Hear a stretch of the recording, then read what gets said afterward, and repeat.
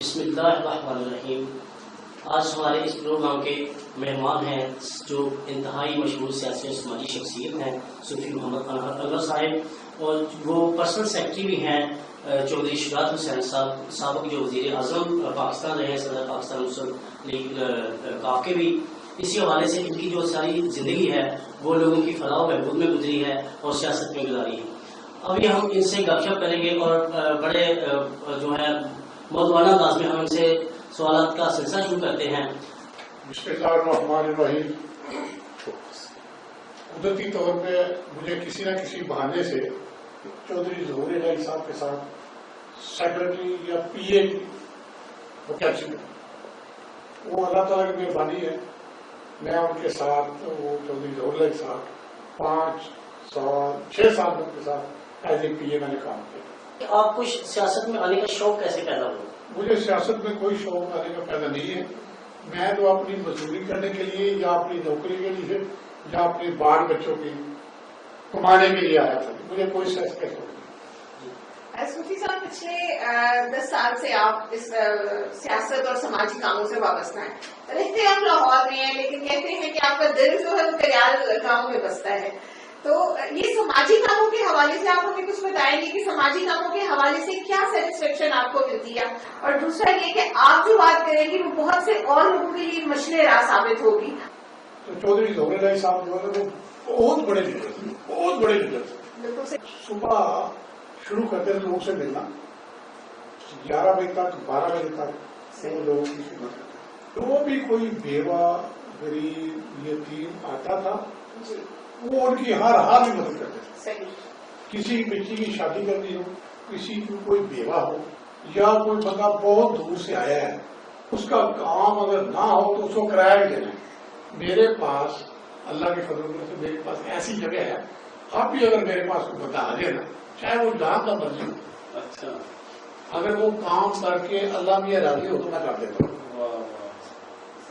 صاحبان کا جو کام ہے نا، 24 صاحبان کا، جس کو آپ دیکھنا چاہیے، ہمارے روز وہاں 40 50 60 100 200 بندہ آتا ہے، ہم اور کے فون کرتے ہیں، وہ نہ ہمارے ہوٹل ہے نہ ہمارے اسکول ہے، ان کو چائے پلاتے ہیں، کھانا کھلاتے ہیں، کھانے کے ٹائم پہ کھانا ہے، چائے کے ٹائم پہ چائے ہے، اور ایک دوسری بات ہے جو شجاعت صاحب کو میں کہتا ہوں تو ادھر کام تو ہونا نہیں، تھی انہوں اگلی باری کیوں بلاتے ہو؟ پنجابی نہیں کہتا تو کہتا اگلی باری کرایہ دے دیں تاکہ یہ نہ محسوس کرے کہ میرا کرایہ لگے، اگلی باری اگر میرا کام نہیں ہوگا صوفی تم کرایہ دے دوں، اس لیے میرا چودھری صاحبان کے ساتھ تعلق ہے، مجھے وہاں سے ایسے کام کرنے کی اللہ کی توفیق دیتا ہے تو میں کر دیتا ہوں۔ تو مجھے چودھری ظہور الہی کے ساتھ 5-6 سال رہ کے اس چیز کا شوق پیدا ہوا۔ 5 وقت کے نمازی تھے، باوضو رہتے تھے، اور وہ اتنا لوگوں کی خدمت کرتے تھے کہ میں آپ کو بیان نہیں کر سکتا۔ کسی بھی غریب کی، کسی بھی گاؤں کی کوئی بھی جو کام ہوتا تھا وہ اس کو کرتے تھے، اور اس کو دیکھ کے مجھے شوق پیدا ہو گیا کہ اللہ میاں اگر مجھے توفیق دے گا تو میں نے یہ کام ضرور کرنا۔ صوفی صاحب، آپ ہمارے پاس تشریف لائے، اور کچھ گزشتہ دنوں میں نے کریال گاؤں کا بھی، آپ کا جو آبائی گاؤں ہے اس کا وزٹ بھی کیا، اور بڑا خوبصورت پایا اور بڑی ڈیولپمنٹ وہاں پہ پائی، تو اس حوالے سے آپ نے کیا کوشش کی ہے؟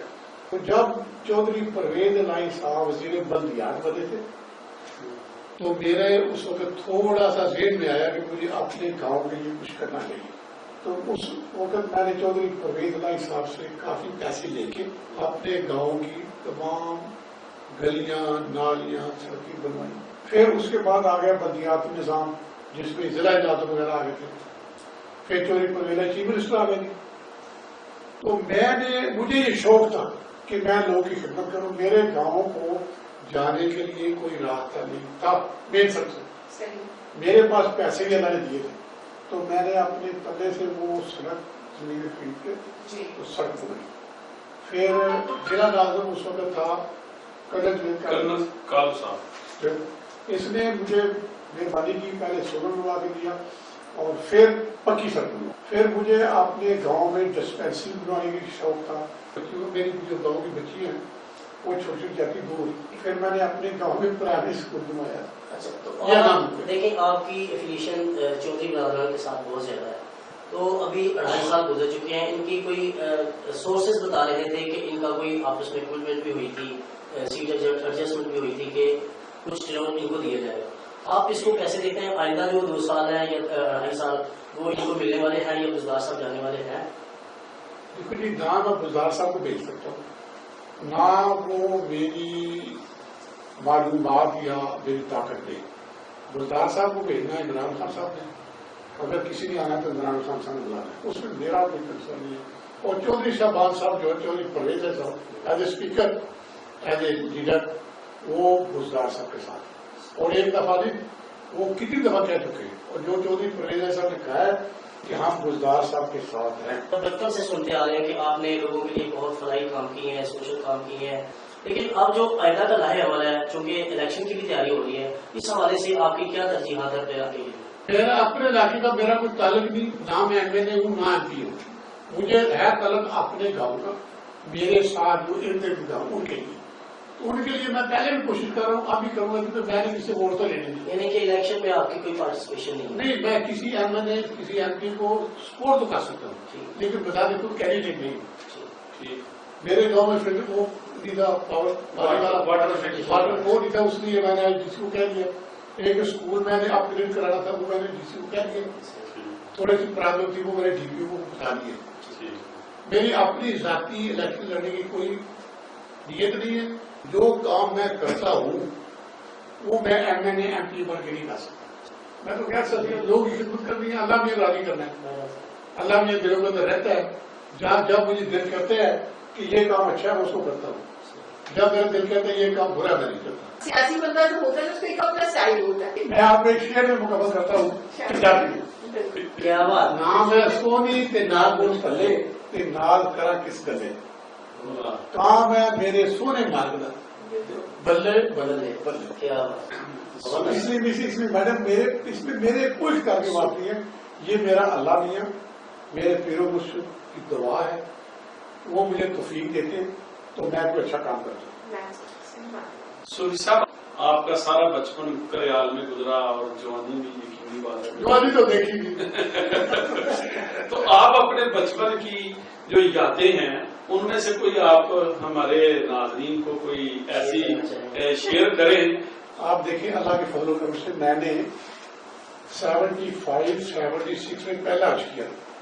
جب مدینے پاک کے ساتھ ابھی وسیم بنا ہے نا، وہ خالی گاؤں ہوتے تھے، اور خانہ گاؤں جو بڑے بڑے بھی ہوٹل ہیں نا وہ سارے چھوٹے پہاڑ. اس وقت مجھے اللہ نے توفیق، اس وقت میں چوری زورلا کے ساتھ آئے. میں آپ کو آج کل کی اور بچپن کی ایک بات سناتا ہوں. ایک دفعہ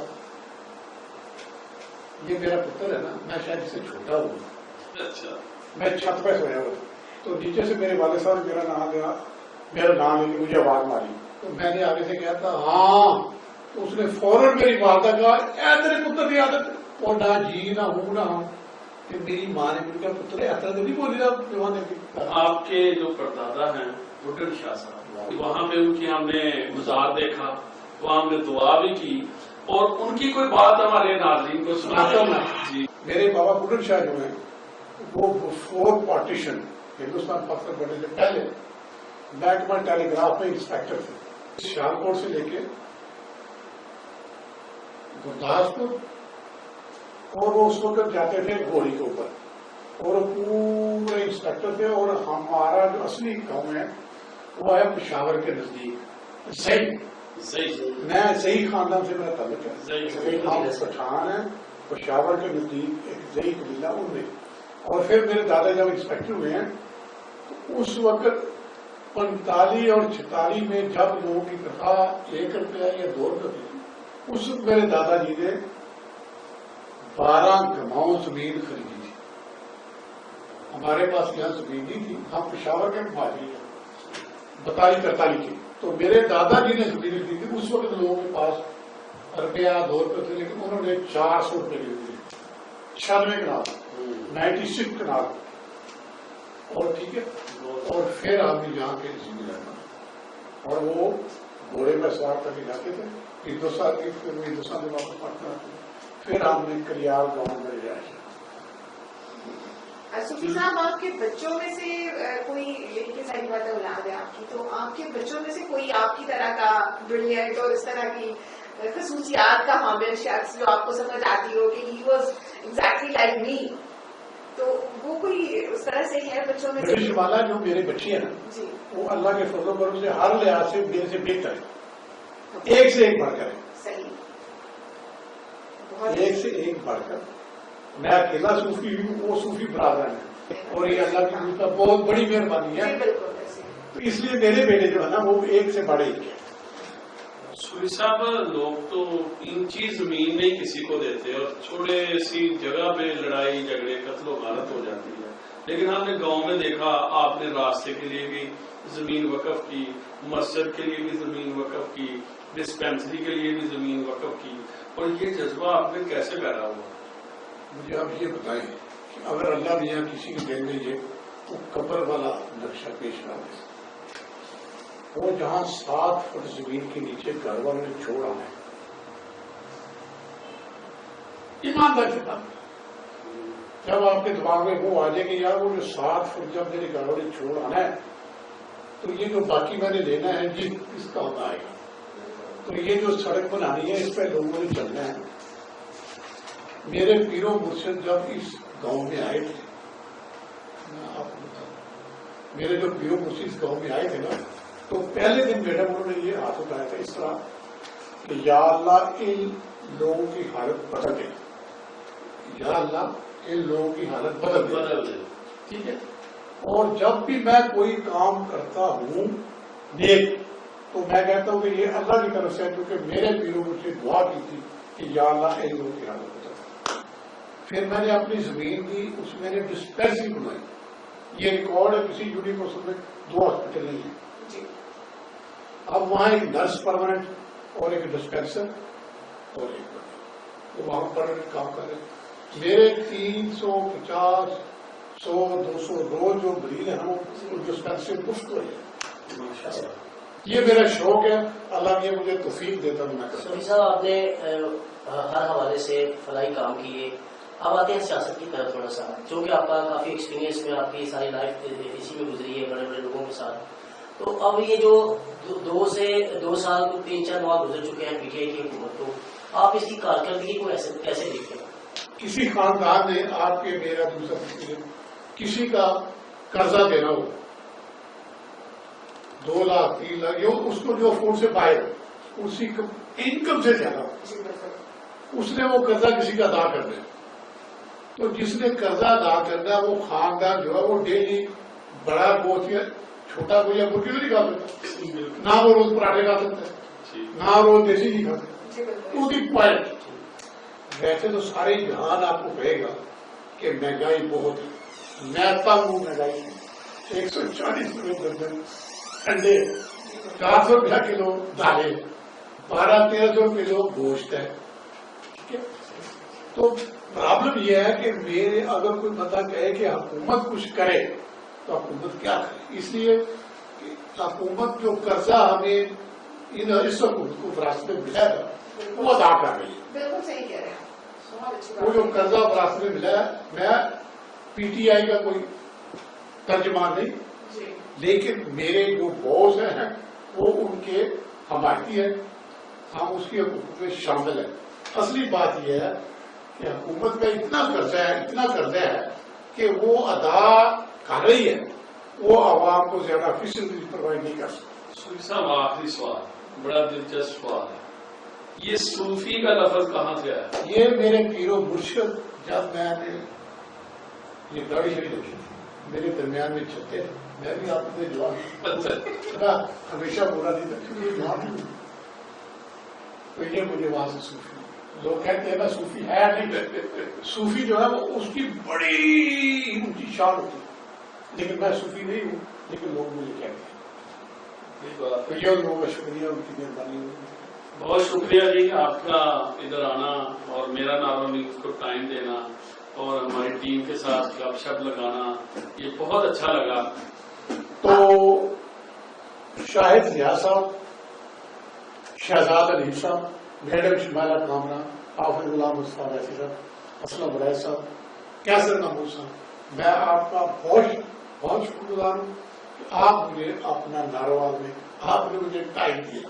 ناظرین، آپ نے صوفی محمد انور صاحب کی باتیں سنی اور دل کو لبا دینے والی باتیں تھیں. انہوں نے اپنی اولاد کے متعلق بھی بتایا کہ وہ انتہائی خوش نصیب انسان ہیں، اور اگر ان کی پوری لائف دیکھی جائے تو وہ ساری زندگی ان کی جو ہے وہ فلاحی کاموں میں گزری ہے. ہم کو اور آپ سب کو بھی یہی پیغام ہے کہ لوگوں کی خدمت کریں اور لوگوں کی خدمت کا جذبہ لے کر زندگی گزاریں، تاکہ اللہ اور اللہ کی جو مخلوق ہے وہ ہم سب پر راضی ہو. اللہ حافظ.